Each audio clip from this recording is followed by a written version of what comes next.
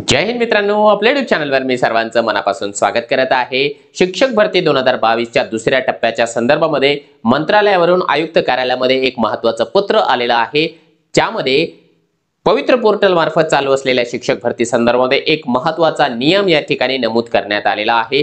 त्याच्या व्यतिरिक्त second phase मध्ये जास्तीत जास्त जागा येण्याकरिता आपल्याला नेमकं काय करता येईल, नेमकं जागांच्या संदर्भामधली जी वस्तुस्थिती आहे ती नेमकी काय आहे आणि आपल्या अभियोग्यता धारकांनी आता इथून पुढे कोणत्या प्रकारची जी आहे सावधगिरी बाळगायला हवी आणि एक शिक्षक भरती मधला विशिष्ट अशा प्रकारचा गट या ठिकाणी चित्रविचित्र मागण्या करतो आहे, ज्याचा परिणाम या ठिकाणी शिक्षक भरतीवरती काही प्रमाणावरती होऊ शकतं। त्या सर्व गोष्टींविषयी आपण तपशीलवार पद्धतीने माहिती या व्हिडिओच्या माध्यमातून जाणून घेणार आहोत। परंतु तत्पूर्वी आपण जर चॅनलवर नवीन असाल तर आमचे चॅनल सबस्क्राइब करा, साईडचे जे बेल आयकॉन आहे त्याला देखील प्रेस करा, जेणेकरून शिक्षक भरतीच्या संदर्भामधल्या कोणत्याही माहितीची अपडेट आपल्याकडून मिस होणार नाही। परंतु मित्रांनो, पुढे जाण्यापूर्वी संपूर्ण तपशील आपण पाहण्याच्या पूर्वी आपण जर या ठिकाणी फेज 2 च्या नंतर होऊ घातलेलं जे काही तिसरी अभियोग्यता आणि बुद्धिमत्ता चाचणी आहे त्याची तयारी करू इच्छित असाल तर तुमच्याकरिता उपलब्ध आहे मिशन टेट बॅच 2.0, ज्यामध्ये तुम्हाला IBPS परीक्षा घेणार असल्या कारणाने IBPS चा जो काही टिपिकल पॅटर्न आहे त्या पॅटर्न नुसार दररोज जे आहे प्रत्येक विषयाच्या प्रत्येक घटकाची या ठिकाणी तयारी करून घेतली जाणार आहे। त्यातल्या त्यात डेली लेक्चर असेल, डेली लेक्चर जर का तुम्ही नाही पाहू शकलात, एखादा लेक्चर मिस झालं तर ते रेकॉर्डेड फॉर्मॅट मध्ये तुम्हाला उपलब्ध असेल। PDF नोट्स आहे, त्याच्याच सोबतच जे आहे उत्कृष्ट दर्जाची जी आहे टेस्ट सिरीज, त्यातल्या त्यात अनलिमिटेड व्ह्यूज जोपर्यंत एग्जाम होत नाही तोपर्यंत किंवा 1 वर्षाची व्हॅलिडिटी तुम्हाला या ठिकाणी दिली जात आहे। आणि मार्गदर्शन करण्याकरिता महाराष्ट्रामधले जे आहे टॉपच्या एज्युकेटर्सची जी संपूर्ण फौज आहे ती या ठिकाणी उभी करण्यात आलेली आहे। विशेष म्हणजे महाराष्ट्रामधली एकमेव बॅच अशी आहे ज्या ठिकाणी एकेका विषयाकरिता तुम्हाला दिसत असल्याप्रमाणे जे आहे 2-2 शिक्षक या ठिकाणी उभे करण्यात आलेले आहेत, जेणेकरून अभियोग्यता धारक जे आपले उमेदवार असेल, शिक्षक भरतीचे जे उमेदवार आहेत त्यांचा कोणताही प्रश्न कोणताही डाऊट या ठिकाणी शिल्लक राहता कामा नये। आपल्याला जर काही यांचं मार्गदर्शन हवं असेल तर नवीन बॅच ऑलरेडी सुरू झालेली आहे, तुम्हाला रेकॉर्डेड सगळे लेक्चर मिळून जाईल। मास्टर टीचर नावाचं जे प्लॅटफॉर्म आहे त्यावरून आपण जे आहे या संदर्भामधलं मार्गदर्शन घेऊ शकता। मास्टर टीचर हे प्ले स्टोअरला मोफत उपलब्ध आहे, ते डाउनलोड करा आणि आजच जे आहे यांच्या मार्गदर्शनाखाली अभ्यासाला सुरुवात करा। चला आता आपण येऊया आपल्या महत्त्वाच्या मूळ मुद्द्याकडे। तर मित्रांनो, हे बघा, तुम्हाला जे आहे हे आपल्याला या ठिकाणी दिसत आहे शालेय शिक्षण आणि क्रीडा विभागाचं एक महत्त्वाचं पत्र या ठिकाणी जे आहे 20 जानेवारी 2025 रोजी प्राप्त झालेलं आहे। आणि हे जे पत्र आहे ते तुम्हाला या ठिकाणी दिसत असल्याप्रमाणे महाराष्ट्र राज्याचे जे शिक्षण आयुक्त आहेत, शिक्षण आयुक्त महाराष्ट्र राज्य यांना प्राप्त झालेला आहे। विषय आपल्यासाठी महत्त्वाचा आहे, जेणेकरून फेज 2 जो आहे त्या फेज 2 च्या संदर्भामधला हा विषय आहे की पवित्र प्रणाली अंतर्गत दुसऱ्या टप्प्यातील शिक्षक पद भरती करिता उमेदवारांच्या कमाल वयोमर्यादेसाठी पहिल्या टप्प्यातील निश्चित केलेला जाहिरातीचा दिनांक ग्राह्य धरण्याबाबत। या मित्रांनो, या पत्राच्या विषयाप्रमाणे तुम्हाला लक्षात आलं असेल की यामध्ये नेमक्या कोणत्या बाबींचा उल्लेख करण्यात आलेला आहे। तर जनरली काय सांगण्यात आलेलं आहे याचा संदर्भ असा आहे की 15 जानेवारी 2025 चं या ठिकाणी एक पत्र आयुक्त कार्यालयामार्फत प्राप्त झालं होतं। मंत्रालय स्तरावरून एक मार्गदर्शन मागण्यात आलं होतं आणि त्या मार्गदर्शनामधून या गोष्टी आपल्याला क्लिअर करण्यात आलेल्या आहे। ही खऱ्या अर्थानं बऱ्याच उमेदवारांसाठी गुड न्यूज आहे असं आपण म्हणू शकतो। आता ती गुड न्यूज नेमकी काय आहे तर आपण सादर केलेल्या उमेदवारांच्या प्रस्तावाच्या अनुषंगाने नमूद करण्यात येत आहे की शिक्षक अभियोग्यता व बुद्धिमत्ता चाचणी 2022 मधील गुणांच्या आधारे राज्यामध्ये शिक्षक भरती करण्यात येत आहे। त्यामुळे सदर शिक्षक भरती जरी टप्प्याटप्प्यामध्ये केली जात असली तरी ती एकाच चाचणी परीक्षेच्या गुणांच्या आधारे केली जात असल्याने, तसेच पहिल्या टप्प्यातील 10% रिक्त जागा, अपात्र, गैरहजर या जागा दुसऱ्या टप्प्यात भरण्यात येणार असल्याने ही भरती प्रक्रिया सुरू झाली त्यावेळी जे निकष उमेदवारांच्या कमाल वयोमर्यादे संदर्भामध्ये लागू होते तेच निकष या चाचणी परीक्षेतील गुणांच्या आधारे होणाऱ्या संपूर्ण भरती प्रक्रियेस लागू राहतील। सबब पुढील शिक्षक अभियोग्यता व बुद्धिमत्ता चाचणी परीक्षा होऊन त्यातील गुणांच्या आधारे नवीन भरती प्रक्रिया सुरू होईपर्यंत शिक्षक अभियोग्यता व बुद्धिमत्ता चाचणी 2022 यांच्या ज्या परीक्षा आहेत त्याच्या गुणांच्या आधारे होणाऱ्या शिक्षक भरतीच्या टप्प्यांसाठी पहिल्या टप्प्यातील निश्चित करण्यात आलेली जी काही तारीख आहे, इथे तारीख दिलेली आहे 16/10/23 या जाहिरातीच्या दिनांकास असलेले उमेदवारांचे वय ग्राह्य धरणे नियमोचित आहे। या संदर्भात शासन निर्णय 10/11/22 मधील तरतुदी व आपल्या जो काही उपरोक्त 15 जानेवारी 25 च्या संदर्भातील प्रस्ताव विचारात घेता शिक्षक अभियोग्यता बुद्धिमत्ता चाचणी 22 मधील गुणांच्या आधारे घेण्यात येत असलेल्या शिक्षक भरतीच्या दुसऱ्या टप्प्यातील भरतीसाठी आपल्या अभिप्रायानुसार शिक्षक अभियोग्यता बुद्धिमत्ता चाचणी 22 मधील गुणांच्या आधारे झालेल्या शिक्षक भरतीच्या पहिल्या टप्प्यातील व्यवस्थापनाने प्रसिद्ध केलेल्या जाहिराती संदर्भामध्ये निश्चित केलेली 16/10/2023 या दिनांकास असलेले उमेदवाराचे वय विचारात घेण्यात यावे, त्यानुसार पुढील आवश्यक ती कारवाई तात्काळ करण्यात यावी ही विनंती। हे जे पत्र आहे मित्रांनो, ते पत्र शरद माकणे जे कक्ष अधिकारी आहेत त्यांच्या वतीने निर्गमित करण्यात आलेला आहे।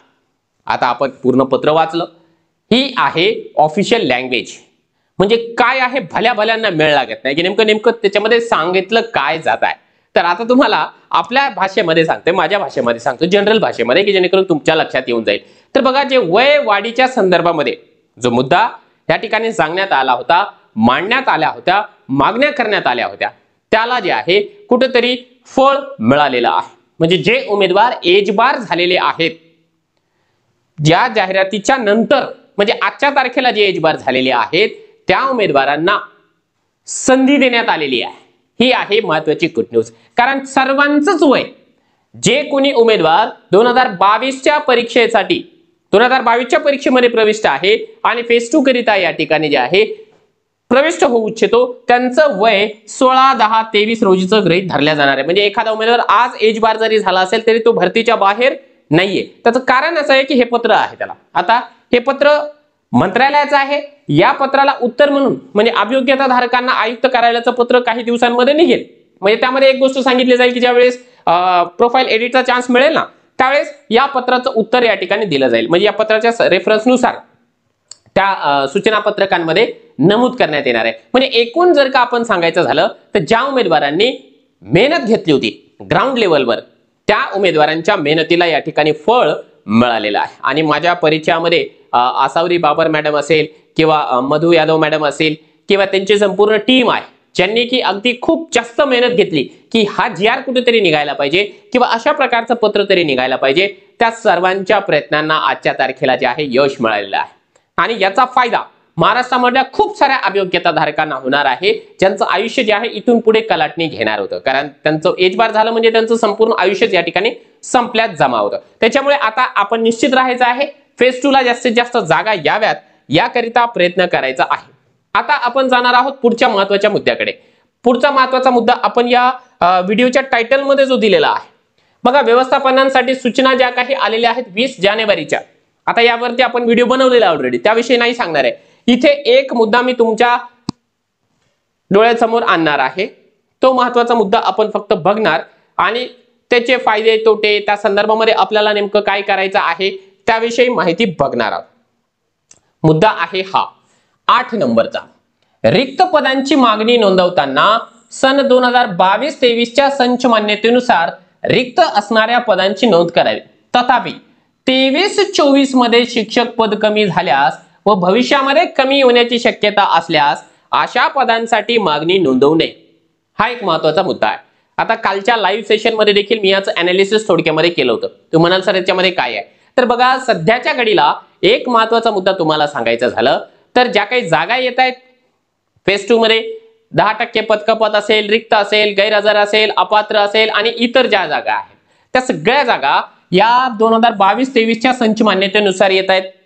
ठीक, आता जर 2023-24 ची संच मान्यता आलेली ऑलरेडी, त्यामध्ये जर का पद या ठिकाणी आपलं कमी होत असेल तर या ठिकाणापासून आपण पद कमी करावं, म्हणजे भविष्यामध्ये कमी होणार आहे ना, मग तुम्ही आता जाहिरात देऊ नका, अशा प्रकारची या ठिकाणी जी आहे नोटीस देण्यात आलेली आहे व्यवस्थापनांना। तुम्ही म्हणाल सर आता याचं नेमकं काय होणार आहे, तर लक्षात घ्या आता या संदर्भामध्ये एक धोक्याची घंटा आपल्याकरिता ही आहे की जे उमेदवार 0 ते 10 पटसंख्या असलेल्या शाळांवरती कंत्राटी पद्धतीने लागलेले आहेत, कंत्राटी पद्धतीने 1 वर्षाच्या या ठिकाणी पिरियडवरती, त्या उमेदवारांच्या त्या ज्या जागा काबीज केलेल्या आहेत त्या जागा पवित्र पोर्टलला दाखवता येत नाहीयेत। ही आपल्यासाठी अतिशय शोकांतिकेची बाब आहे। त्याच्या व्यतिरिक्त हे तर झालं 0 ते 10 पटाच्या शाळा, त्याच्यासोबत जे आहे मुख्यमंत्री युवा प्रशिक्षण योजना, या योजनेअंतर्गत देखील 6 महिन्यांच्या कालावधीकरिता कॉन्ट्रॅक्ट बेसिसवरती बरेचसे उमेदवार या ठिकाणी शाळांवरती जॉईन झालेले आहेत, ज्यांना लाडका भाऊ असं म्हटलेलं आहे। आता ते उमेदवार ज्या ज्या ठिकाणी जॉईन झालेले आहेत त्याही जागा त्यांनी सध्याच्या घडीला बऱ्यापैकी काबीज केलेल्या आहे। खऱ्या अर्थाने फक्त शैक्षणिक क्षेत्रामध्ये युवा प्रशिक्षण योजना नाहीये, लाडका भाऊ योजना नाहीये, तर ग्रामपंचायत असेल, आरोग्य विभाग असेल वगैरे बऱ्याचशा डिपार्टमेंटमध्ये आहे। म्हणजे संपूर्ण महाराष्ट्रभरामध्ये यांची जी संख्या आहे 1,10,000 आहे। शिक्षण क्षेत्रामध्ये 25,000 उमेदवार असू शकतात। म्हणजे 25,000 उमेदवार ते आहे जे लोकलचे आहेत, ज्यांच्याकडे क्वालिफिकेशन व्यवस्थित नाहीये, परंतु ते देखील या ठिकाणी लाडका भाऊ म्हणून शाळेवर जाऊन बसलेले आहे। ते आता आम्हाला परमनंट करा अशा प्रकारची मागणी देखील करत आहे। मग आपल्याला शासनाला भांडून किंवा शासनाला विनंती करून या दोन्ही जागा आपल्याला मिळाव्यात यासाठी प्रयत्न करावा लागेल, है ना। मुख्यमंत्री युवा प्रशिक्षण योजनेअंतर्गत उमेदवारांचा कार्यकाळ फेब्रुवारीच्या एंडिंगला समाप्त होत आहे, परंतु ते उमेदवार आंदोलन करून आमचा कार्यकाळ वाढवा अशी मागणी करतायत। दुसरी महत्त्वाची गोष्ट, 0 ते 10 पटाच्या ज्या काही शाळा आहेत त्या 0 ते 10 पटाच्या शाळा याच्यावरती जे काही पदं आज आहेत कॉन्ट्रॅक्ट बेसिसवर भरलेली, ती पदं देखील यांच्यासोबत दाखवावी अशा प्रकारचं पत्र आपल्याला मंत्रालयावरून काढून घ्यावं लागणार आहे। त्याकरिता आपल्या आपल्या परीने संघटन करा आणि मागणी करा आणि मागणी मान्य करून आणा। ज्याप्रमाणे आता जे वयवाढीचा मुद्दा या ठिकाणी मान्य झालेला आहे त्या पद्धतीने तो मुद्दा देखील आपल्याला मान्य करून घेता येऊ शकतं। कारण आता सध्याच्या घडीला जे काही फेज 2 होतो आहे त्या फेज 2 च्या संदर्भामध्ये बरेच जण जे आहे क्रेडिट घेण्यासाठी प्रयत्न करतात। ठीक आहे, ज्यांनी ज्यांनी प्रयत्न केला असेल त्यांनी क्रेडिट घ्यावं, परंतु तुमच्या क्रेडिट घेण्याच्या वांद्यामध्ये आमच्या अभियोग्यता धारकांसोबत जे आहे गेम करू नका म्हणजे झालं, है ना। कारण जे यशस्वी व्यक्ती असतो त्याचे जे दावेदार आहे 100 असतात। आता हे जे फेज 2 आहे ते यशस्वी झालेलं आहे, आता याचं क्रेडिट बरेच जण घेत आहेत। ठीक आहे, ज्यांनी ज्यांनी प्रयत्न केलेला आहे त्यांनी याचं क्रेडिट निश्चितपणाने घ्यावं, परंतु आपल्या क्रेडिटच्या चक्करमध्ये ओढतांमध्ये जे आहे सर्वसामान्य उमेदवारांचं नुकसान करू नये एवढीच माफक अपेक्षा आहे। आता राहतो आहे दुसरा महत्त्वाचा मुद्दा की काही गट जे आहेत आपल्या फेवरच्या मागण्या करताना या ठिकाणी आपल्याला दिसत आहे। उदाहरण म्हणून तुम्हाला सांगतो की एक काही गट असा देखील आहे की जे आयुक्त कार्यालय असेल किंवा मंत्रालयामध्ये जे आहे अशा प्रकारची निवेदन देतो आहे की जे उमेदवार ऑलरेडी सिलेक्ट झालेले आहेत त्यांना पुढच्या भरतीमधून बाद करा, म्हणजे फेज 2 मधून बाद करा। खऱ्या अर्थानं ठीक आहे, आपण तुमच्या भावना समजू शकतो की जे लागलेले आहेत त्यांच्या हाताखाली एक नोकरी आहे, परंतु तुम्हाला जॉब देखील नाहीये, मग त्यांना बाद करा, आम्हाला त्या ठिकाणी घ्या अशी भावनिक मागणी करणं एकदाच आपण समजू शकतो, परंतु संविधानिक दृष्टिकोनातून GR च्या दृष्टिकोनातून अशी मागणी करणं चुकीचं आहे। समजा जर का मागणी केली आणि अशा प्रकारची मागणी तात्पुरत्या स्वरूपामध्ये मान्य जरी झाली तर जे लागलेले उमेदवार आहे ते GR चं उल्लंघन म्हणून जर का कोर्टामध्ये गेले तर मग खऱ्या अर्थाने जे आहे फेज 2 या ठिकाणी अडकून पडण्याची दाट शक्यता आहे। त्याच्यामुळे मित्रांनो सर्वांना या ठिकाणी कळकळीची विनंती असेल की त्याच प्रकारच्या मागण्या करा ज्या मागण्या मान्य होऊ शकतात, संविधानिक दृष्टिकोनातून ज्या मागण्या सर्वांच्या फायद्याच्या आहे आणि योग्य आहे, अशा मागण्या न केलेल्या कधीही बेटर आहे। आता राहतो आहे दुसरा महत्त्वाचा मुद्दा आपला की जो विदाउट इंटरव्ह्यू येणाऱ्या ज्या काही आपल्या सोसायटीज आहे त्या सोसायटीज पैकी एक सोसायटीची माहिती आपल्यापर्यंत या ठिकाणी मिळालेली आहे। ही जी सोसायटी आहे ती तुम्हाला या ठिकाणी दिसत असल्याप्रमाणे हे बघा, श्री स्वामी विवेकानंद शिक्षण संस्था कोल्हापूर ही संस्था आहे। या संस्थेनं या ठिकाणी परवानगी मागितलेली आहे की आमची जी बिंदू नामावली आहे ऑलरेडी 17/5/24 या तारखेला अद्यावत करण्यात आलेली तपासण्याचं काम या ठिकाणी झालेलं आहे। त्याच्यामुळे आता आमची इच्छा अशी आहे की आमची विद्यार्थ्यांना या ठिकाणी पवित्र पोर्टलला जेव्हा हे बघा वाचून दाखवतो, आपल्या संस्थेच्या माध्यमिक व उच्च माध्यमिक शाळांमध्ये या ठिकाणी सध्या एकूण 536 पदे रिक्त असून प्राथमिक शाळांमध्ये 21 पदे रिक्त आहेत। रिक्त पदामुळे शैक्षणिक कामावर ताण पडत आहे, विद्यार्थ्यांचे अध्यापन सुलभ व्हावे यासाठी रिक्त पदे भरणे जरुरीचे आहे।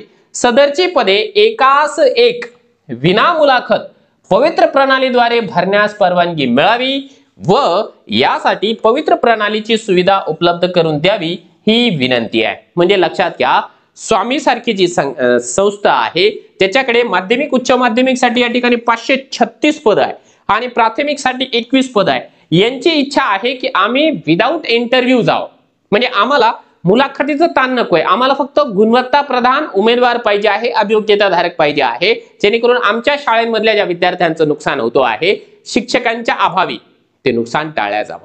अशा प्रकारे निश्चितपणाने स्वामी जी संस्था आहे त्यांचं आपण कौतुक करूया, अभिनंदन करूया आणि या व्हिडिओच्या माध्यमातून इतर देखील ज्या संस्था आहेत ज्यांचे संचालक असतील किंवा ज्यांचे बरेचसे लिपिक आहेत, ज्यांचे वारंवार मला फोन कॉल्स येत असतात, टेक्निकल जे काही त्यांचे प्रश्न असतात त्यांच्या उत्तराकरिता ते आपले व्हिडिओ सतत पाहत असतात, त्यांना देखील या व्हिडिओद्वारे मी आवाहन करू इच्छितो की स्वामी सारख्या संस्थांचा आपण आदर्श घ्यावा आणि आपल्याकडच्या ज्या काही संस्थांच्या जागा आहेत त्या देखील विदाऊट इंटरव्ह्यू यावं, जेणेकरून या शिक्षक भरतीला जे आहे कोणत्याही प्रकारचं गालबोट लागणार नाही. खासगी शैक्षणिक संस्थांमध्ये होणारी जी भरती आहे त्यामधला जो काही गैरव्यवहार आहे तो गैरव्यवहार देखील पूर्णपणाने टाळला जावा आणि होतकरू गरीब आणि उच्च गुणवत्ताधारक जो उमेदवार आहे त्याला आपल्या हक्काची नोकरी मिळावी.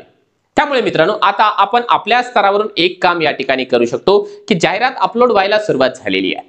जाहिरात अपलोड व्हायला जर का सुरुवात झालेली असेल तर आपण आपल्या जिल्ह्यामध्ये असलेली जी जिल्हा परिषद असेल, नगरपालिका असेल, महानगरपालिका असेल किंवा कटक मंडळ असेल किंवा आसपासच्या ज्या काही शैक्षणिक संस्था आहेत ज्या संस्थांच्या अध्यक्षांना भेटणं सहजपणाने शक्य आहे त्या ठिकाणी जाऊन त्यांना विनंती आपण करू शकतो की आपल्याकडे असलेल्या वॅकन्सीजची जी काही जाहिरात आहे, माहिती आहे, पवित्र पोर्टलवर तात्काळ नोंदणी करा, कारण तुम्हाला फार लवकरात लवकर उच्च गुणवत्ता प्राप्त विद्यार्थी पवित्र पोर्टल मार्फत शिक्षक स्वरूपामध्ये मिळणार आहे.